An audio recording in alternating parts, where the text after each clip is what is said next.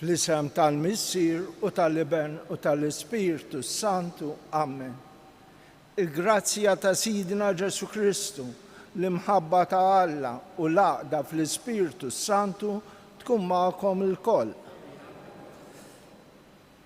Ningrazzjaw l-Alla ngħid għalija li qed nieħu dil-okkażjoni biex inqaddes f'dan post vera qaddis li aħna inġbarna għalih u anki dawk li qed isegwuna permezz tal-internet.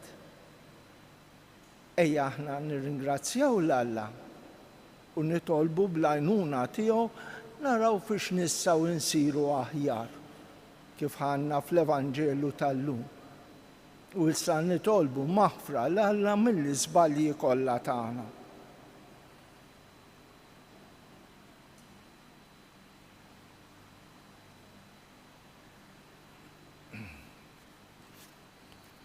Il-qudiesa qed noffriha għar-Ruħ Ryan Bonello.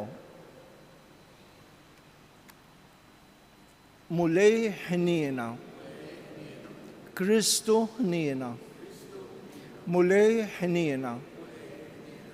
Iħenna għalina Alla li jista' kollox, jafrilna dnubietna u jwassalna l-ħajja ta' dejjem. Nitolbu għamel mulej li aħna jkollna l-biża' tal-isem qaddis tiegħek, imma wkoll li dejjem inħobbuh. Għax int qatt ma ċaħħad mit-tmexxija tiegħek lil dawk li twettaqhom bi-sħiħ f'imħabbtek. Bibnek Ġesu Kristu Sidina li hu Alla u miegħek jgħixu jissaltan fl-imkien mal-Ispiritu Santu għal dejjem ta' dejjem.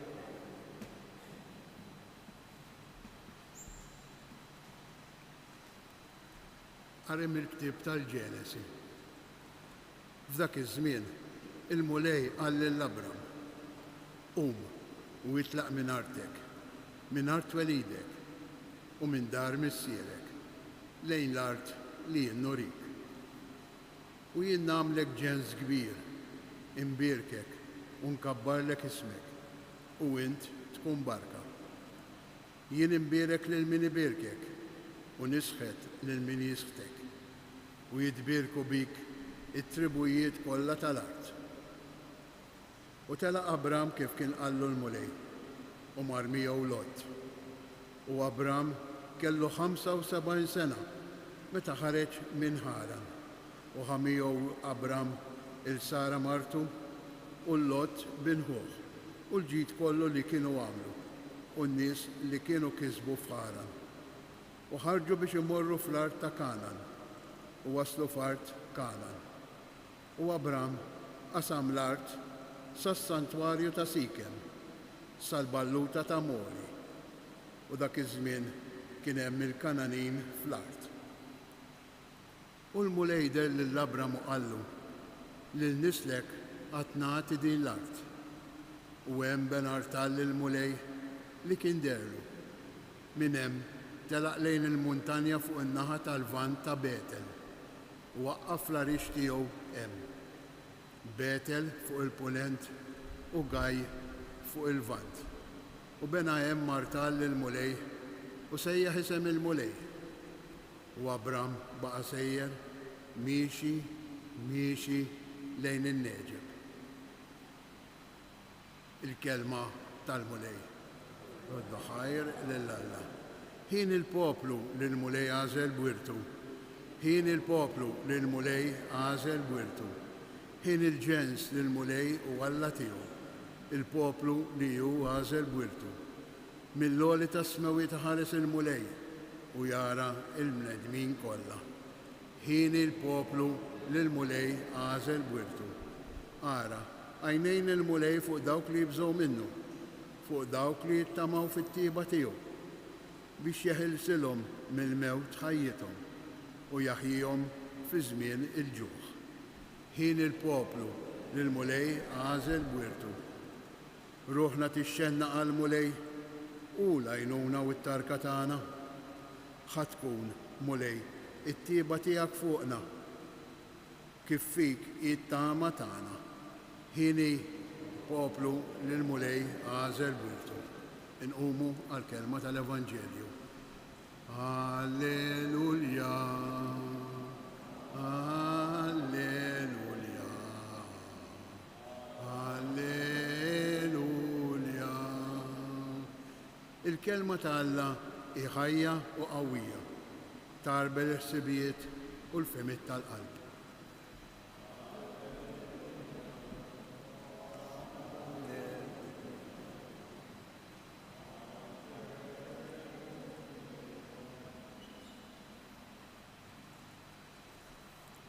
Il-Mulej ma'kom.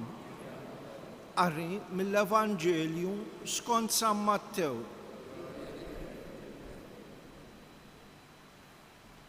F'dak iż-żmien Ġesu qal lid-dixxipli tiegħu: tiġġudikawx biex ma tkunux iġġudikati, għax bl-istess ġudizzju li tagħmlu intom tkunu ġġudikati.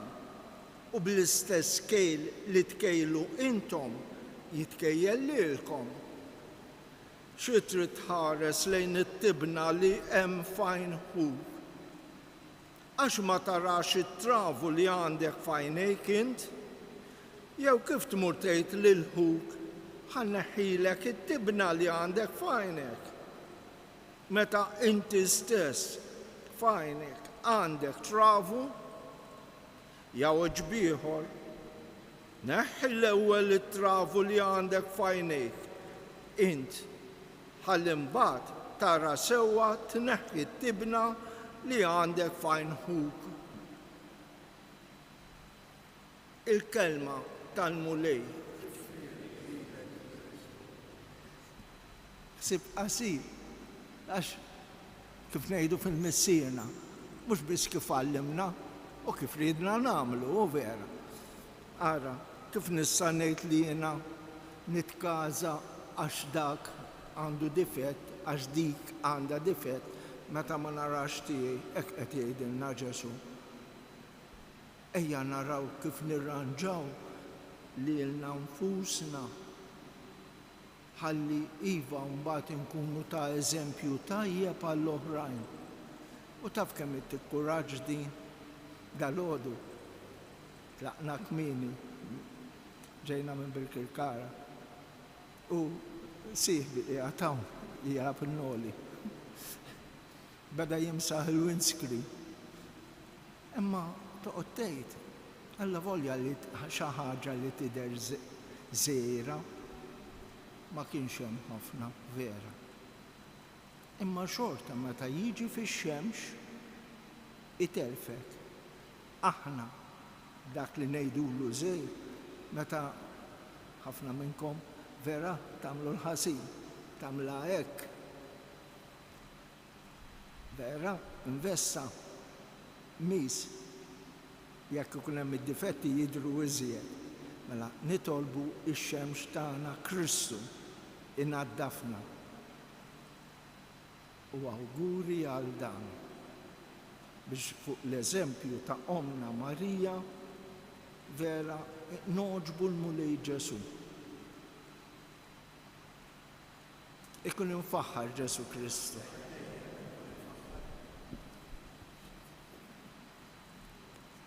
Wissa nagħmlu talb tagħna l-Alla missierna.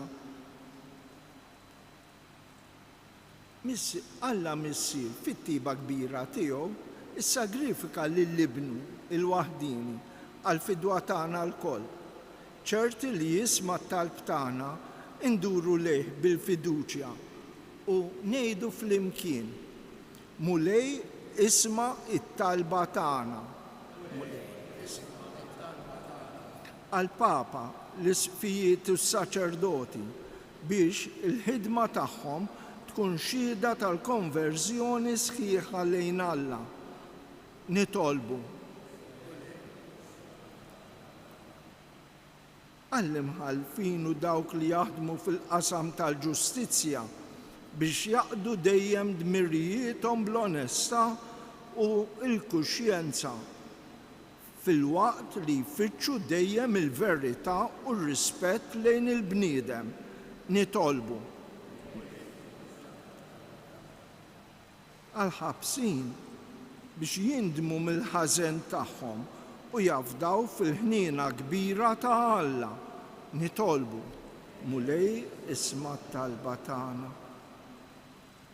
Għalina biex nitalmu nikkorreġu lilna nfusna qabel l-oħrajn u neħilsu mill-egoizmu tagħna ħalli nħobbu bħal ma jħobb Alla. Nitolbu mulej. Nixtieq inżid talba għal daw kollha li qegħdin isegwu magħna dil-quddiesa fuq il-mezzi tal-komunikazzjoni biex bil-barka tal-Alla nkunu qalb waħda li nfittxu l-mulej. Nitolbu mulej isma' t-talba tagħna.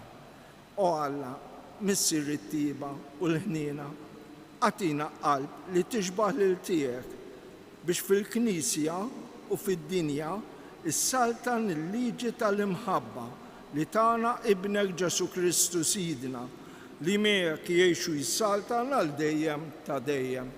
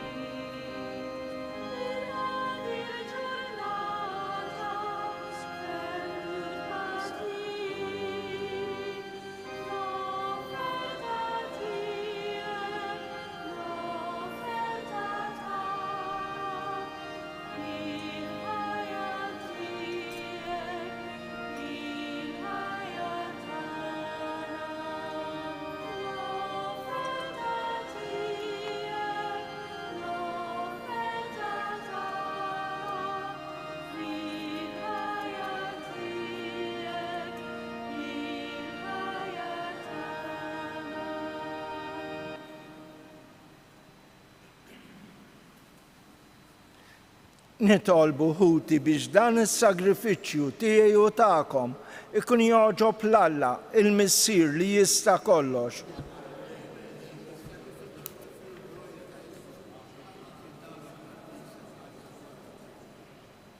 Ilqamu lej is-sagrifiċċju ta' tpattija u t-tifħir li aħna sejrin inġeddu u għamel li bil-qawwa tiegħu nissaffew biex nofrulek qalbna mimlija bl-imħabba kif toġob lilek bi Kristu Sidna. Il-mulej magħkom nerfgħu qlubna l fuq. Niżżuħar lill-mulej Alla tagħna. Sewwa u xieraq tas-sew, mulej missier qaddis Alla ta' dejjem li tista' kollox. Tajjeb u taġġid tas-salvazzjoni tagħna li dejjem u kullimkien inroddulek ħajr bi Kristu Sidna. Faqda ta' mħabba niftakru fil-mewt tiegħu. F'ida ħajja nisqarru l-qawmien tiegħu u b'tama sħiħa nistennew jiġi fil-glorja. Għalhekk mal-qaddisin u l-anġli kollha infaħruk u ngħidulek qaddis, qaddis, qaddis. Mulej Alla tal-eżerċiti, is-smewiet u l-art mimlija bil-glorja tiegħek.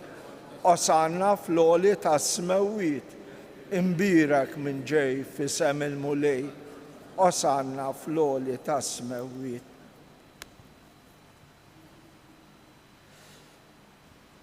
Qaddis tas-sew int mulej, inti lajn ta' kull dusija.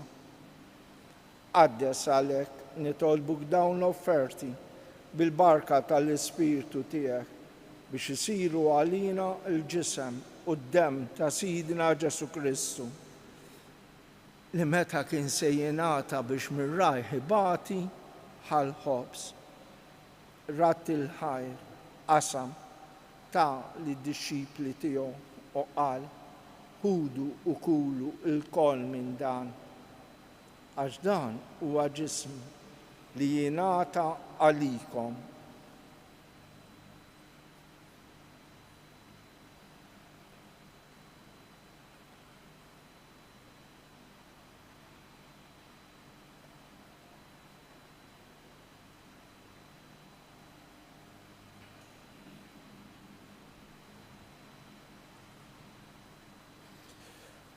Ekku koll wara li klaħa l-kalċi, reġa' rat il-ħajr tali disċipli tiegħu u qal ħudu ixorbu minnu l-koll. Għax dan huwa l-kalċi ta' demm tal-patt il-ġdid li jibqa' dejjem. Id-demm li jixxerret għalikom u għall-bnedmin kollha għal maħfra tad-dnubiet. Għamlu dan b'tifkira tiegħi.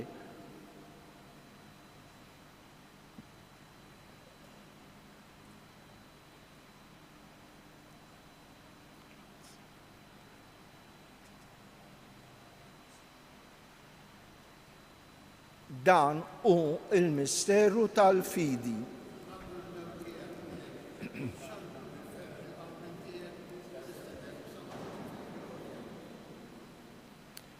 Għalhekk aħna nagħmlu dan tifkira tal-mewt u l-qawmin ta' Sidna Ġesu Kristu. Nafrulek mulej il-ħobs tal-ħajja u l-kalċi tas-salvazzjoni. U nroddulek ħajra xoġbok tilqana hawn quddiemek biex naqduk. U miċ-ċokon tagħna nitolbu li l-Ispirtu Santu jaqadna f'ġisem wieħed lilna li nieħdu semm il-ġisem u d-demm ta' Kristu. Ftakar mulej fil-Knisja tiegħek imxerda mad-dinja kollha wettaqa' fl-imħabba flimkien mal-Papa Franġisku, mal-Isqof tagħna Anton, mal-Isqfijiet u mas-saċerdoti tiegħek kollha. Ftakar ukoll f'ħutna li raqdu bit-tama tal-qawmin, ftakar fil-mejtin kollha u fil-qaddej tiegħek Ryan Bonello.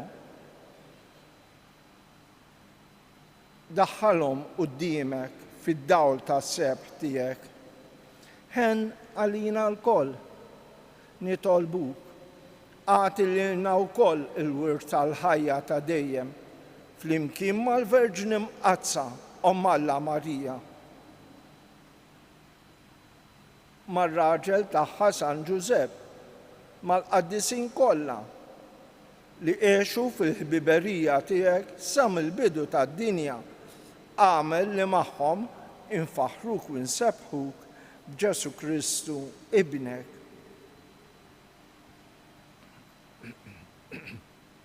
Bi Kristu, ma' Kristu u fi Kristu jingħata lilek Alla missier li tista' kollox flimkien mal-Ispirtu Santu kull ġieħ u glorja għal dejjem ta' dejjem.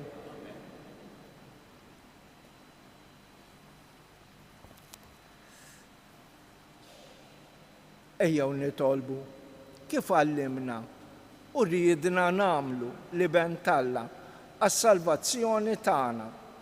Missierna li inti fis-smewwiet jitqaddes ismek, tiġi saltnatek, ikun li trid int kif is-sema hekk fl-art. Ħobżna ta' kuljum għatina llum, għafrulna dnubietna bħalma naħfru l-minnu ħati għalina. La daħħalniex fit-tiġrib, iżda ħlisna mid-deni. Ħlisna nitolbuk mulej minn kull deni.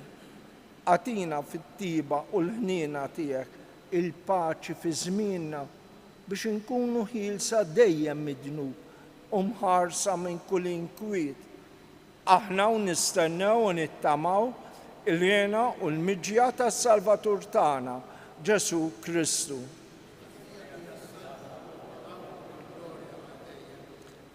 Mulej Ġesu Kristu li qed lill-apostli tiegħek inħallilkom is-slim, nagħtikom is-slim tiegħi, la tħarriġ lejn dnubietna, ħares lejn il-fidi tal-Knisja tiegħek. Għatija slim u l-għaqda li inti trid fiha, int li tgħix is-saltan għal dejjem ta' dejjem. Il-paċi tal-mulej tkun dejjem magħkom. Għatu l-paċi lil xulxin.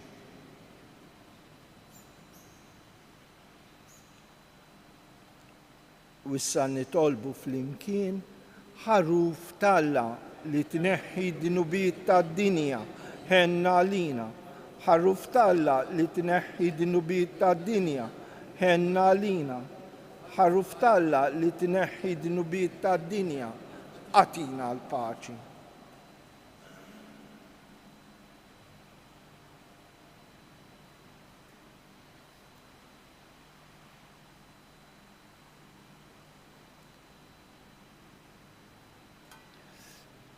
Dan hu Ġesu, il-ħaruf talla li neħħi d-nubiet tad-dinja.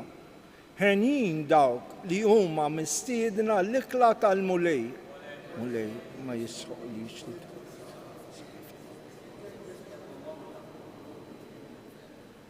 Il-ġisem u d-dem ta' Kristu. Amen.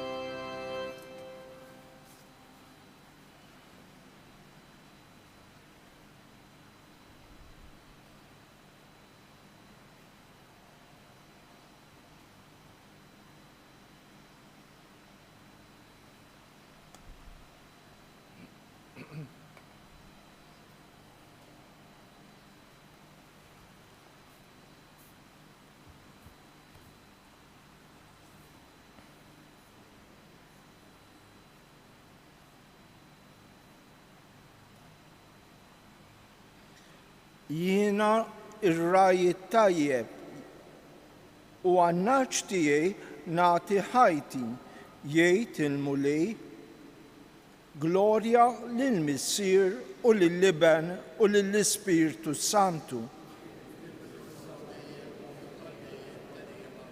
Nitolbu. Int mulej iġġeddidna u tajjixna bil-ġisem qaddis u d-demm għażiż ta' ibnek. Fil-ħniena tiegħek nitolbuk biex niksbu għal dejjem fis-sema il-fidwa li bla qiegħda niċċelebraw bil-qima f'dawn il-misteri qaddisa bi Kristu Sidna. Il-mulej magħkom u jberrikkom Alla li jista' kollox, il-Missier u l-Liben u l-Ispiritu Santu. Morru fil-paċi ta' Kristu. U l-ġurnata tajba lilkom il-koll.